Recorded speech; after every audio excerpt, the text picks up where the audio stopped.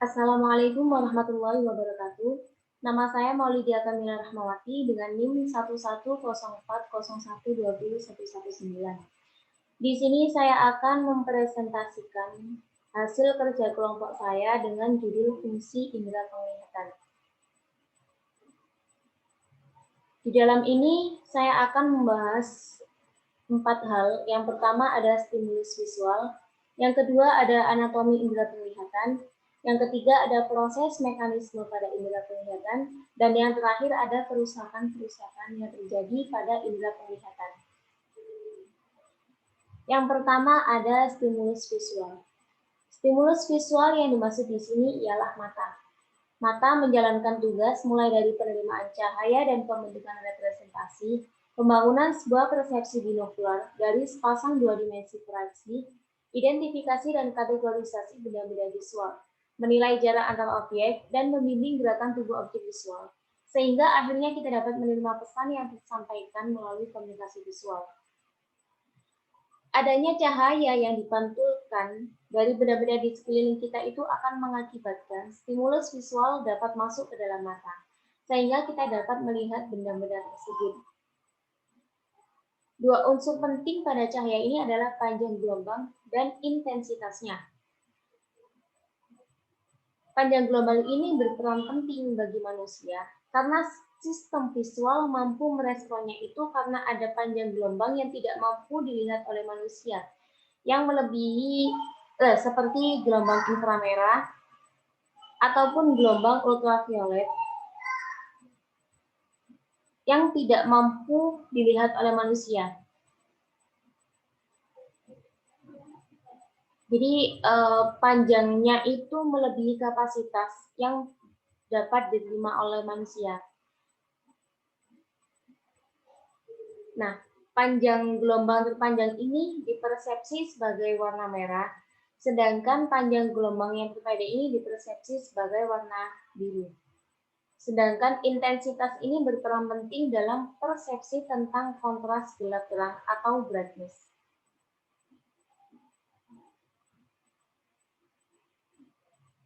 Yang kedua ada anatomi indera penglihatan. Di bagian luar mata ini ada 4. Yang pertama yaitu bulu mata. Bulu mata ini rambut halus yang terdapat di atas matanya, yaitu berfungsi untuk menangkap kotoran-kotoran dari udara luar. Yang kedua ada alis mata.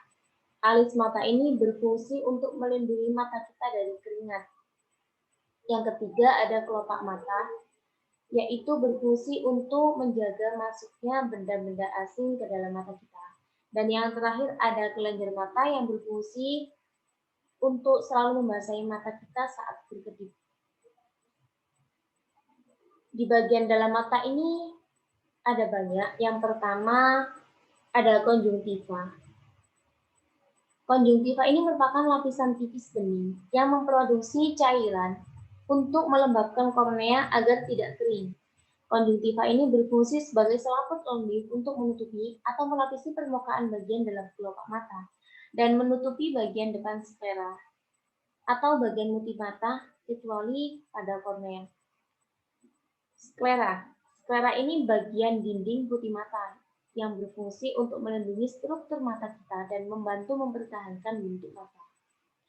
Kornea ini merupakan selaput bening yang tembus cahaya dan berbentuk cembung. Kornea ini berfungsi untuk mempertajam bayangan yang masuk ke dalam mata. Dan selanjutnya ada koroid. Koroid ini merupakan dinding putih yang berfungsi sebagai menyuplai oksigen dan nutrisi untuk bagian-bagian mata yang lainnya. Iris ini merupakan diafragma yang terletak di antara kornea dan mata, berfungsi untuk mengatur banyaknya cahaya yang masuk sampai retina. Nah, selanjutnya ada pupil. Pupil ini merupakan bagian lingkaran hitam dalam bola mata kita yang merupakan tempat lewatnya cahaya ke dalam mata. Cahaya memasuki mata melalui pupil. Makin banyak cahaya yang masuk ke dalam mata kita, maka pupil akan semakin mengecil. Terdapat pada lubang di tengah iris. Pupil ini berfungsi untuk mengatur banyak sedikitnya cahaya yang masuk ke dalam mata. Yang selanjutnya ada lensa. Lensa ini berfungsi sebagai untuk memfokuskan cahaya yang datang di retina. Ketika melihat benda jauh, lensa akan menjadi pipih, sedangkan ketika melihat benda dekat, lensa akan menjadi cembung. Yang selanjutnya ada retina. Retina ini merupakan lapisan paling dalam dari mata yang berisi sel yang peka terhadap cahaya, berfungsi untuk menangkap bayangan-bayangan benda. Yang selanjutnya ada aqueous humor atau cairan berair yang terdapat di balik kornea. Strukturnya ini sama dengan cairan sel yang mengandung nutrisi bagi kornea dan dapat melakukan difusi gas dengan udara luar melalui kornea. Yang selanjutnya ada vitreous humor atau badan bening. Ini merupakan zat transparan yang terdapat di belakang lensa dan di depan retina atau mengisi segmen posterior mata kita. Yang selanjutnya ada bintik kuning. Bintik kuning ini merupakan bagian retina yang paling peka terhadap cahaya karena merupakan tempat perkumpulan sel-sel saraf yang berbentuk kerucut dan batang. Yang selanjutnya ada otot-otot ciliaria. Otot-otot ciliaria ini berfungsi untuk mengatur lensa agar tetap di tempatnya saat ligamen-ligamen ini mengalami ketegangan ketika melihat dari jarak yang dekat. Yang selanjutnya ada blind spot atau titik buta. Blind spot ini berfungsi untuk meneruskan dan membelokkan berkas saraf menuju otak kita. Misalnya ada fovea. Fovea ini merupakan daerah retina dengan diameter 0,33 cm yang berfungsi untuk penglihatan akuitas tinggi atau detail-detail halusi kita. Dan yang terakhir ada saraf optik. Saraf optik ini adalah saraf-saraf penglihatan yang mengirimkan informasi ke otak berupa gambar yang terbalik. Otak ini menerjemahkan informasi tersebut dan membalikkan gambar, sehingga kita melihatnya menjadi tidak terbalik. Untuk selanjutnya yaitu proses mekanisme pada indera penglihatan. Proses penglihatan ini dapat dimulai dari pantulan cahaya pada objek yang kita lihat, kemudian masuk ke dalam melalui kornea. Selanjutnya, cahaya ini akan melewati aqueous humor dan masuk ke dalam pupil menuju lensa mata. Pada lensa mata inilah akan mengubah bentuk sesuai banyaknya cahaya yang masuk ke dalam mata kita, serta dapat juga membengkokkan dan memfokuskan cahaya tersebut ke retina melalui cairan vitreous. Yang pertama ada cahaya memasuki mata dan mencapai retina. Cahaya masuk ke dalam mata ini melalui pupil, kemudian melalui lensa dan sampai ke retina yang diatur oleh iris. Ukuran pupil ini disesuaikan dengan respon terhadap berbagai perubahan cahaya atau sensitivity dan acuity.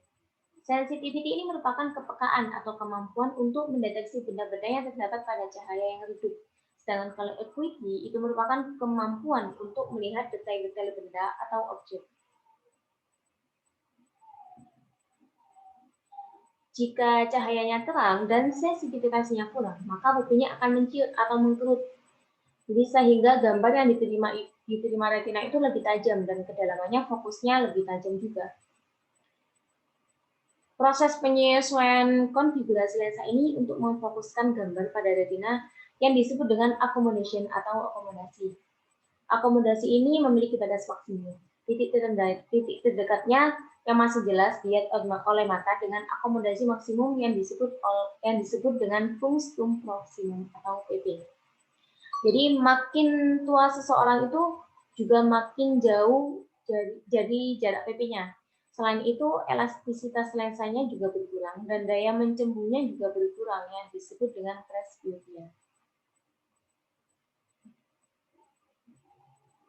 Yang kedua ada retina dan translasi atau menerjemahkan cahaya menjadi sinyal-sinyal neuron. Retina ini terdiri dari 5 lapisan yang berbeda. Yang pertama ada yaitu reseptor, horizontal cells, bipolar cells, amacrine cells, dan retinal ganglion cells. Sel-sel amacrine dan sel-sel horizontal ini terspesialisasi untuk komunikasi lateral. Cahaya mencapai reseptor hanya setelah melewati 4 lapisan lainnya. Setelah sampai ke reseptor, reseptor akan aktif, kemudian pesan neuron akan diterjemahkan balik dari reseptor ke sel-sel ganglion retina setelah melewati lapisan lainnya. Akson-aksonnya ini berada di seluruh bagian dalam retina dan berkumpul dalam bentuk bundel sebelum akhirnya keluar dari bola mata tersebut. Ada dua macam reseptor. Yang pertama ada kon. Kon ini berbentuk kerucut, yakni peka terhadap warna selain hitam putih. Kon ini terdiri dari lebih dari 7 juta sensor penerima cahaya. Yang kedua ada rods, yaitu berbentuk batang, yakni peka terhadap warna hitam dan putih. Memiliki lebih dari 2 juta sensor penerima cahaya. Nah, dengan adanya dua reseptor tersebut, maka muncullah teori diversifikasi, yaitu teori bahwa kon dan rods ini memediasi jenis penglihatan yang berbeda. Yang ketiga, dari retina ke korteks visual.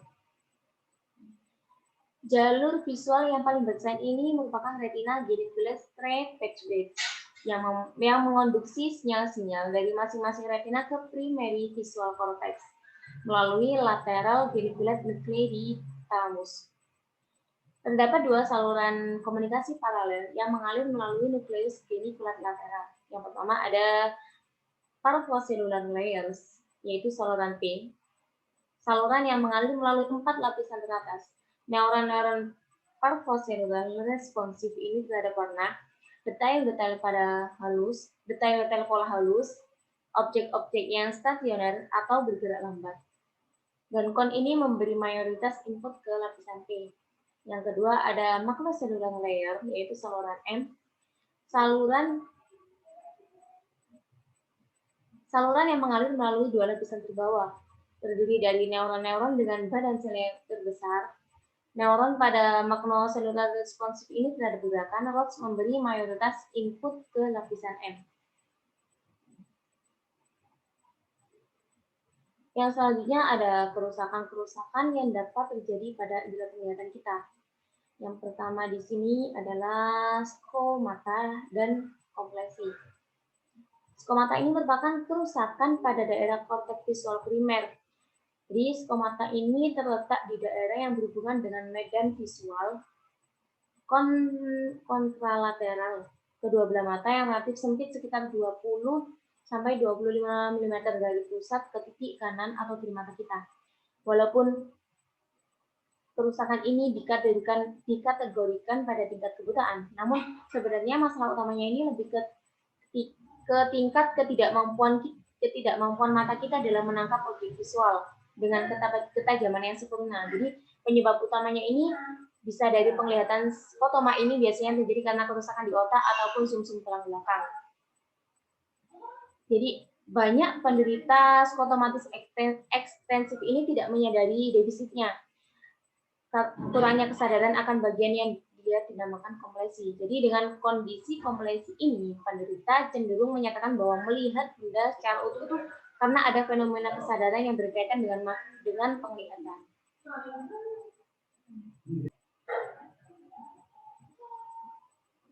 Yang kedua ada blind sight atau penglihatan buta. Kerusakan blind sight ini merupakan kemampuan untuk merespons stimuli visual dalam skotomanya, meskipun memiliki kesadaran yang disadari terhadap stimulus tersebut. Menurut para peneliti ini, kerusakan yang diderita oleh orang yang memiliki kerusakan blind sight ini berada di bagian primary visual cortex pada sebelah belahan otak yang menyebabkan adanya daerah buta di daerah penglihatan bagian kontralateralnya. Jadi kebutaannya ini berada di bagian neurologis otaknya, bukan di bagian alat inderanya. Itu mengapa pasien dengan kebutaan kortikal ini masih dapat menyelesaikan tugasnya dengan sempurna, walaupun kesadarannya itu dalam melihat mengalami kebutaan. Yang ketiga ada kerusakan pada arus dorsal dan ventral. Menurut Pengrellier dan Minsky, 1982 ini, arus dorsal dan arus ventral itu menjalankan fungsi visual yang berbeda. Kalau arus dorsal ini berfungsi dalam persepsi di mana objek berada, sedangkan arus ventral berfungsi dalam persepsi apakah objek itu. Jadi apa objek itu? Gitu. Teori ini memprediksi kerusakan yang terjadi pada arus dorsal akan mengakibatkan kinerja buruk pada tes-tes dan gerakan atau persepsi spasial visualnya. Dan kerusakan pada arus ventral ini akan menunjukkan hasil yang buruk pada tes rekognisi visual yang melibatkan kesadaran yang disadari atau kesadaran verbal. Yang terakhir ada prospagnasia atau French blindness. Ya, ini merupakan gangguan kesulitan dalam mengenali wajah akibat adanya kerusakan di korteks visual sekunder, di mana penderitanya ini sering melihat bagian wajah campur aduk, dan bahkan mereka ini tidak mengenali diri saat sedang bercermin. Sedangkan visual agnosia ini adalah sebuah agnosia yang spesifik pada stimuli visual, sehingga penderita dapat melihat stimuli visualnya itu, tetapi tidak dapat mengetahui apa stimulus tersebut.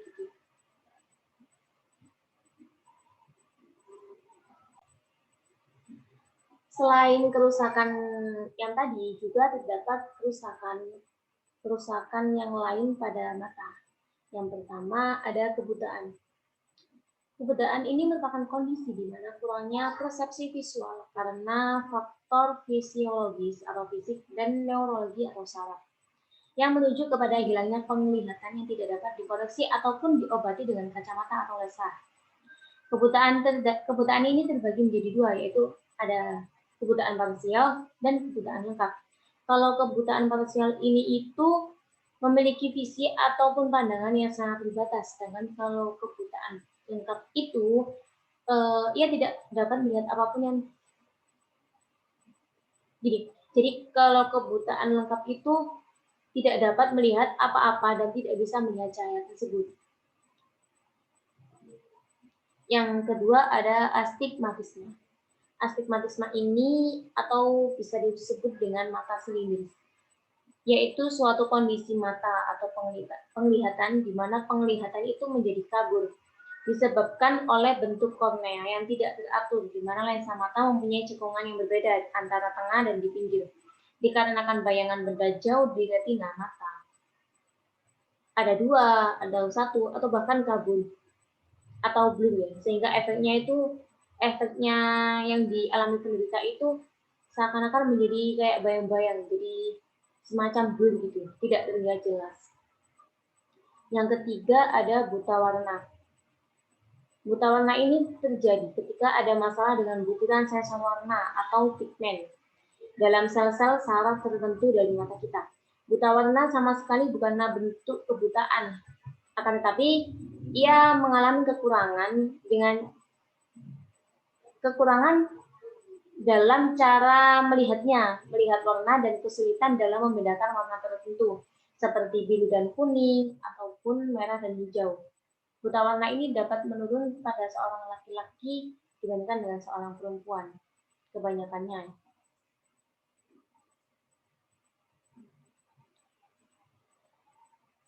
Yang selanjutnya ada rabun dekat.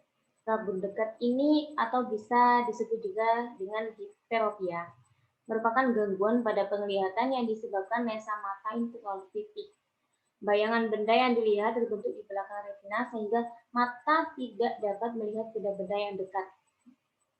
Penglihatan penderita diperopia ini dapat dikoreksi dengan menggunakan kacamata berlensa jembut atau positif. Dengan lensa jembut, sinar yang jatuh di belakang retina akan dikembalikan tepat pada retina sehingga orang tersebut dapat melihat benda dari jarak dekat. Sedangkan kalau yang rabun jauh ini kebalikannya.